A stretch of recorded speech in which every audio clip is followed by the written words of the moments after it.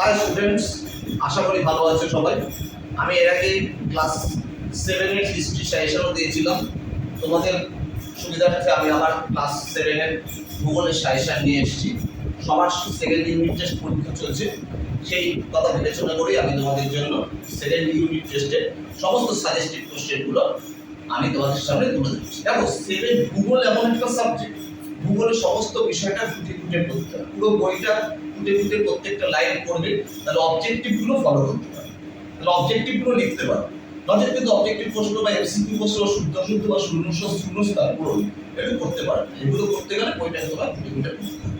এছাড়া 2 নম্বর, 2, 3, 5 এবং টিকা টাইপের কোশ্চেনগুলো আমি সাজেশন করে তোমাদের বলে দিচ্ছি। দেখো, দা সেকেন্ড ইউনিট টেস্টে ক্লাস 7 এর জিওগ্রাফিতে সাজেশন হিসেবে 2 নম্বর প্রশ্ন অথবা 3 নম্বরের প্রশ্ন হিসেবে আসতে পারে, মালভূমিকে টেবিল ল্যান্ড বলে কেন? লাভা গঠিত মালভূমি কাকে বলে? নীল নদের উপর কি উদ্দেশ্যে আসোয়ান বাঁধ নির্মাণ করা হয়েছে? সাহারার জলবায়ু সেখানকার মানুষকে প্রভাবিত করেছে কিভাবে? কিভাবে প্রভাবিত করেছে?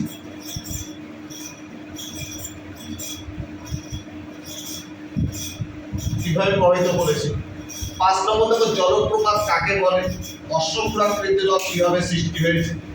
নদীর মোহনায় বদ্বীপ সৃষ্টির শর্ত? জলবায়ু ও মৃত্তিকা সৃষ্টির অন্যতম নিয়ন্ত্রক ব্যাখ্যা।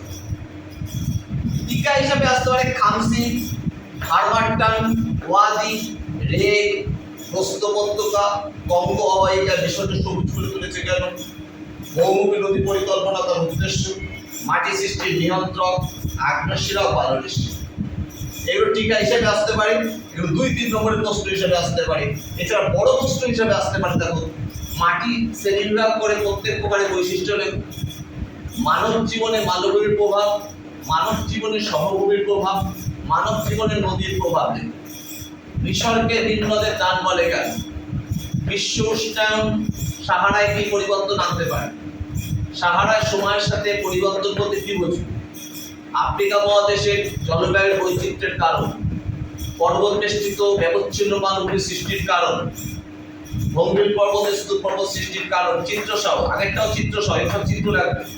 নদীর কাজ লেখো, উচ্চ গতিতে, মধ্য গতিতে, নিম্ন গতিতে নদীর যে ভূমিরূপগুলো সৃষ্টি হয়েছে সেগুলো সম্পর্কে লিখতে দিতে পারে, প্লাবন ভূমি, অশ্বক্ষুরাকৃতি হ্রদ, এগুলো সব। এছাড়া ক্ষয়জাত ও সঞ্চারিত সমভূমি শ্রেণীবিভাগ করে তাদের সম্পর্কে লেখো, সেটা থেকে মাটি কিভাবে সৃষ্টি হয়।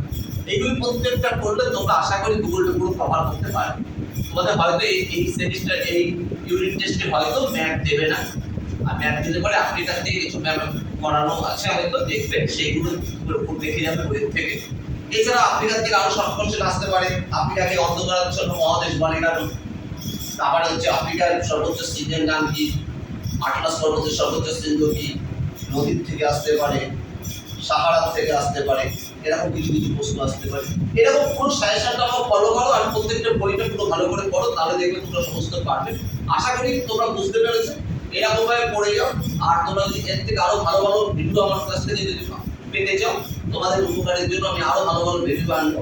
তোমরা আমার চ্যানেলকে অর্থাৎ মমতা কোচিং সেন্টারের পক্ষ থেকে মমতা বলছি, সুনীল বিশ্বাস, তোমরা আমাকে আরো বেশি করে লাইক ও সাবস্ক্রাইব করো, তাহলে আমি আরো ভালো ভালো ভিডিও বানাতে পারবো। আমার ফোন নাম্বার 9830537199। টাটা।